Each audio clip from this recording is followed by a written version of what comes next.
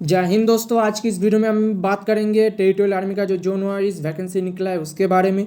अगर आपका M army है और आर्मी का सोल्जर होना आपका सपना है तो इस वीडियो आपके लिए बहुत ही फ़ायदेमंद होने वाला है।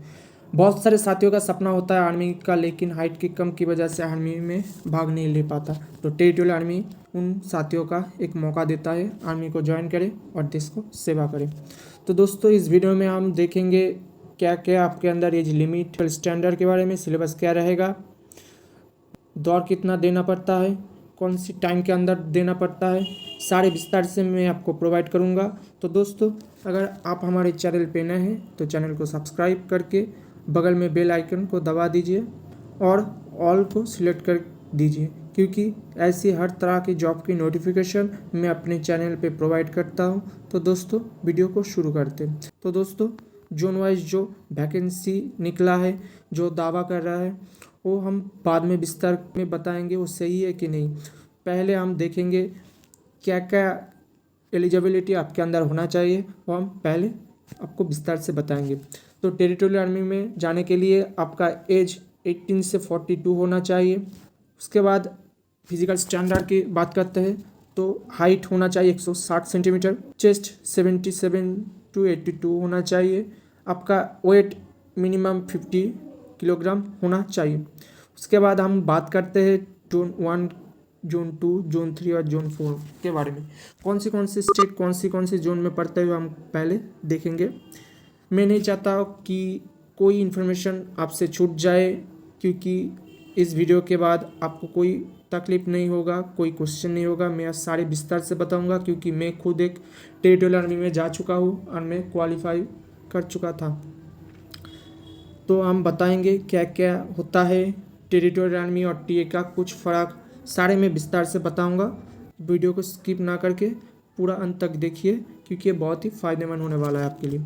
जोन 1 में आपके Haryana, Himachal Pradesh, Jammu Kashmir, Punjab union territory, Delhi and Chandigarh आता है। जोन 2 में बिहार, मध्य प्रदेश, उड़ीसा, उत्तर प्रदेश, उत्तराखंड, झारखंड और छत्तीसगढ़ आता है। जोन 3 में आसाम, मेघालय, मणिपुर, त्रिपुरा, नागालैंड, सिक्किम, वेस्ट बंगाल, मिजोरम, अरुणाचल प्रदेश, अंडमान और निकोबार आइलैंड आ जाता है। जोन 4 में आपका आंध्र प्रदेश, गुजरात, केरला, तमिलनाडु, महाराष्ट्र, राजस्थान, कर्नाटक, यूनियन टेरिटरी, दादरा नगर हवेली, गोवा, दमन दीव, लक्षद्वीप और पुदुचेरी आ जाता है।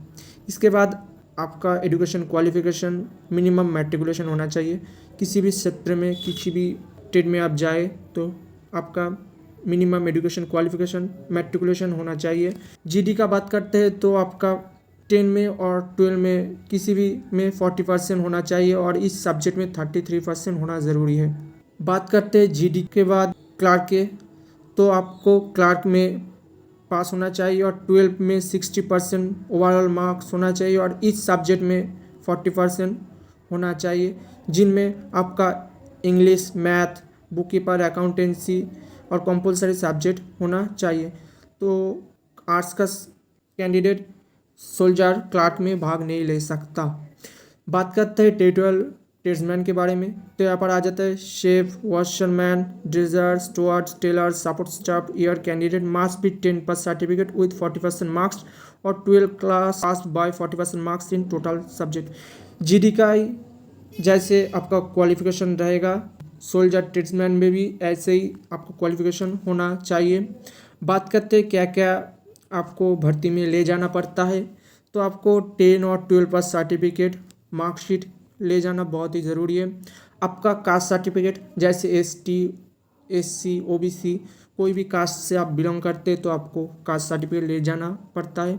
कैरेक्टर सर्टिफिकेट वो बाद में देना पड़ता है, क्योंकि आप जब रनिंग क्लियर कर दोगे, जब डॉक्यूमेंट्स वेरिफिकेशन होगा तब आपको कैरेक्टर सर्टिफिकेट बुलाएगा। इसके लिए आपको डेट देता है। डोमिसाइल और नेटिविटी सर्टिफिकेट आपको एसडीओ के और वीडियो के थ्रू मिल जाता है, जो दौड़ने को बाद क्लियर करने के बाद आपको देना पड़ता है। उसके लिए आपको 15 दिन का मिनिमम आपको डेट देता है। एज प्रूफ आपको दिखाना पड़ता है, जो आधार कार्ड है, माध्यमिक एडमिट कार्ड है, वो आपको ले जाना होगा। रिलेशन सर्टिफिकेट, आपका पिताजी, माताजी किसी भी डिफेंस में, मानो आर्मी, नेवी और एयरफोर्स में काम करता है तो आपको एज रिलेशन सर्टिफिकेट आपको ले जाना पड़ेगा। पासपोर्ट साइज फ़ोटो ले जाना पड़ेगा। आधार कार्ड, सर्टिफिकेट आपके पास है तो आप एनसी सर्टिफिकेट ले जाना होगा। Any national international sport certificate, आप कोई स्पोर्ट्स कैटेगरी से आता है तो आप ले जाना, उसके लिए आपको बहुत ही फ़ायदेमंद हो जाएगा। उसके बाद बात करते क्या क्या होता है। पहले आपका रनिंग होता है, पहले आपका रनिंग टेस्ट होता है, उसके बाद आपका फिजिकल टेस्ट होता है, उसके बाद आपका मेडिकल टेस्ट, उसके बाद आपका रिटन, उसके बाद पर्सनल इंटरव्यू, उसके बाद आपका मेरिट लिस्ट तैयार किया जाता है। पहले आपको 1600 मीटर रन करना पड़ेगा, जो आर्मी में 5.5 मिनट का टाइमिंग देता है, 60% मार्क देता है। मेरा कहना है कि आप आर्मी में जितना कम टाइम लोगे उतना आपके लिए बहुत ही फ़ायदेमंद होगा, क्योंकि आर्मी में आप सभी जानते हैं बहुत सारे बंदे को भगा जाता है, उसमें जो कुछ ही लोगों को सिलेक्ट करता है। इसलिए मेरा मानना है कि बहुत अच्छे तरीके से रनिंग कीजिए और जितना कम टाइम ले सके आप वही आपके लिए फ़ायदेमंद होगा। उसके बाद यहाँ पर आपको देखने को मिल जाएगा 5 मिनट 31 सेकेंड से 45 सेकेंड तक आपको 48 मार्क्स मिल जाता है। उसके बाद आपका एफिशिएंसी टेस्ट हो जाएगा। उसके बाद आपको पुल्स अप देना पड़ेगा, जो आप अगर 10 पुल अप देते हो तो आपका 40 मार्क्स, 9 33, 8 27, 7 मार्क्स 21। अगर आप 6 पुल अप देते हो तो आपको 16 मार्क्स मिल जाता है। उसके बाद आपका जिग जैग बैलेंस देना पड़ता है, आपको 9 फीट जंप मारना पड़ता है। 9 फीट जंप मारने के बाद आपको डॉक्यूमेंट वेरिफिकेशन के बाद अगर किसी डॉक्यूमेंट्स आप छूट गए तो आपके लिए एक 15 डेज़ का मिनिमम डेट देता है। वो डेट देने के बाद अगर उस डेट के अंदर आपको जमा करना पड़ता है। उसके बाद आपको मेडिकल टेस्ट होता है। मेडिकल टेस्ट होने के बाद आपका एडमिट कार्ड आता है रिटर्न के लिए। उसके बाद आपका मेरिट लिस्ट जारी किया जाता है। तो अब बात करते हैं आज का हेडलाइंस के बारे में। बहुत सारे यूट्यूब, बहुत सारी जगह पे आप मिल चुका होगा, लेकिन मेरा मानना है कि ये फर्जी भी हो सकता है, क्योंकि 2019 में जब हम गए थे उस पीडीएफ को मैं आपको दिखाना चाहता हूँ। ये रही आपकी 18-19 का जो वैकेंसी का लिस्ट है, वो मैं आपको यहाँ पर दिखाऊंगा। यहाँ पर जोन 1, जोन 2, जोन 3, जोन 4 यहाँ पर दिखाया गया है 6 से 16 फरवरी 2019 में से शुरू होने वाला था। लेकिन दोस्तों यहाँ पर कुछ बटालियन का भर्ती नहीं हुआ था, लेकिन जोन 2 का, जोन 3 का, जोन 4 का कुछ बटालियन पे वैकेंसी निकला था। लेकिन आपको टेरिटोरियल आर्मी का जो वेबसाइट में ये आपको मिल जाएगा, मैं आपको दिखाऊंगा। अगर आप इंडियन आर्मी का वेबसाइट में आ जाओगे तो ऐसे कुछ देखने को मिल जाएगा, जिसमें आपको सिलेबस मिल जाएगा, recruitment schedule of zone, all zone wise देखने को मिल जाएगा।